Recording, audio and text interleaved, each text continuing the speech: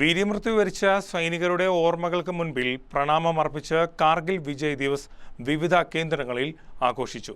കോതമംഗലത്ത് national ex servicemen ordination committee ആഭിമുഖ്യത്തിൽ ദിനാഘോഷ പരിപാടികൾ സംഘടിപ്പിച്ചു.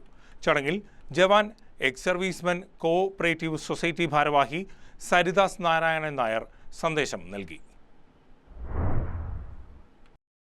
National ex servicemen coordination committee Kothamangalam unit ആഭിമുഖ്യത്തിൽ കാർഗിൽ വിജയ് ദിവസ് ആഘോഷിച്ചു. വീരമൃത്യു വരിച്ച ധീര ജവാന്മാർക്ക് ആദരാഞ്ജലി അർപ്പിച്ചുകൊണ്ടാണ് പരിപാടി സംഘടിപ്പിച്ചത്. Kothamangalam unit president Naseer PM ദേശീയ പതാക ഉയർത്തിയതോടെ പരിപാടിക്ക് തുടക്കമായി. തുടർന്ന് സൈനികർ ദേശീയ പതാക സല്യൂട്ട് ചെയ്ത് ദേശീയ ഗാനം ആലപിച്ചു.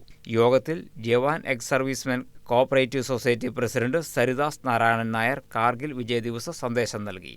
യൂണിറ്റ് സെക്രട്ടറി ജേക്കബ് PM, സംസ്ഥാന assistant secretary Chandrasenan ET, society secretary MM Meeran, unit joint secretary Jose Varghese, assistant treasurer Noufal MK എന്നിവർ നേതൃത്വം നൽകി. തുടർന്ന് മധുരപലഹാര വിതരണവും ഉണ്ടായിരുന്നു.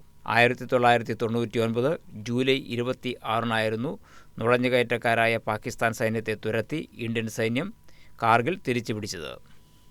News desk KCV news.